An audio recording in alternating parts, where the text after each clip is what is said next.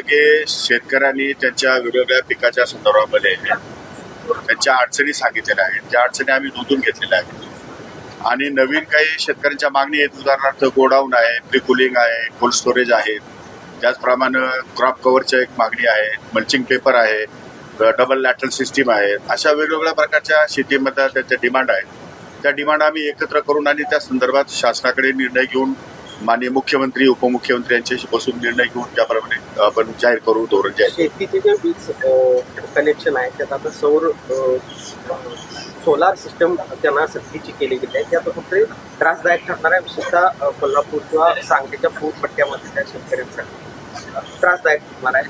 नाराज व्यक्ती ज्या पद्धतीने सक्ती केली आहे, असं काही सक्ती वगैरे नाहीये. त्यांना व्हॉलंटरीज आहे ते. त्यांना ज्यांचं अंतर 1 किंवा 2 पोलवरती आहे त्यांनी घ्यायचं असतं सोलर आणि ज्यांना नको असेल त्यांनी मग त्यांना एमएससीबीचं कनेक्शन द्यायला आपण फार झालं सांगू.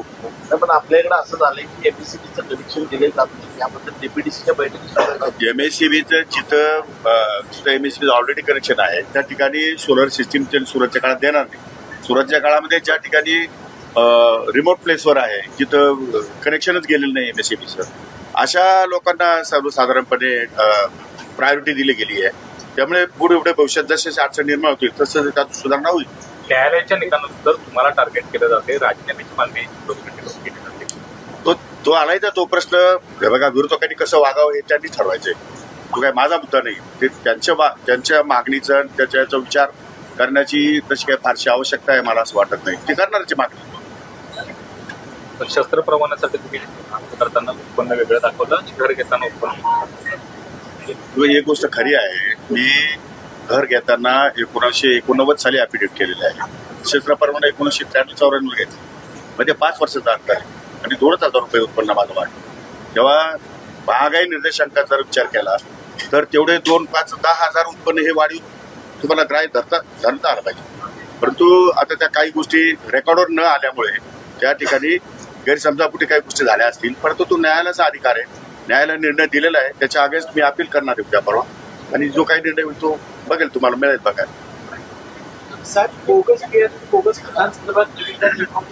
नाही, आता तो एक विचार आम्ही कृषी खात्याकडे त्यांचं रजिस्ट्रेशन करणार आहोत आणि कृषी खात्याने त्यावर कंट्रोल ठेवायचं. त्याचं ॲफिडेव्हिट घेणार आहोत की आम्ही कुठल्याही प्रकारचं बियाणं किंवा खत औषध जे निर्मित करू त्यामध्ये कुठल्या प्रकारचं बोगस नसेल. बोगस असतं तर नुकसान भरपाईला आम्ही सादर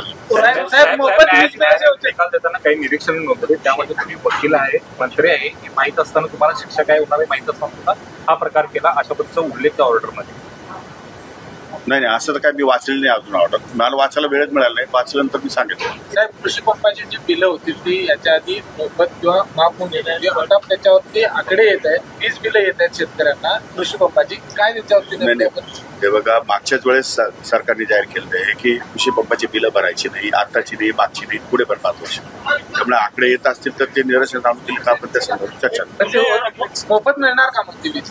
ते आता ते मुख्यमंत्र्यांचा विषय आहे. त्यामुळे मुख्यमंत्री महोदयाचे डिपार्टमेंट आहे त्या विषयावर मी भाष्य करणं बरोबर नाही. आपण मुख्यमंत्र्यांना या संदर्भात विचारू शकतो. सर, राज्याच्या नर्सरीबद्दल काही बियाणं काही शेतकरी घेत आहेत, नंतर कळतं की ते कमी दर्जाची बियाणं. त्या संदर्भात चौकशी करून निर्णय घेऊ आपण, त्याची कारवाई. खरीपाची पिकांमध्ये पुराच्या पाण्यामुळे नुकसान झालेले त्या भुईमुगाने खरीप पिकांना 1 रुपयातून पीक विमा दिला, मात्र विम्याची रक्कम अजून शेतकऱ्यांना मिळाली नाही. आता ते विम्याची रक्कम देण्याचं पण काम सुरू आहे. ड्रीपचं अनुदान पण देण्याचं काम सुरू आहे.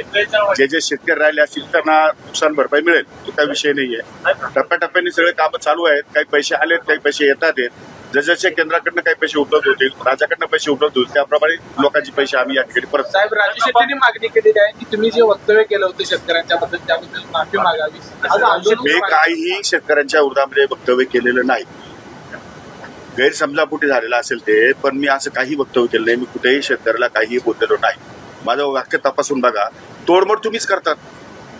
मी तर तोडमोड केली. मी काय नाही. माझं स्पष्ट स्पष्ट माझ्या बोलण्याचा अर्थ तुम्ही उभ्या लावतात.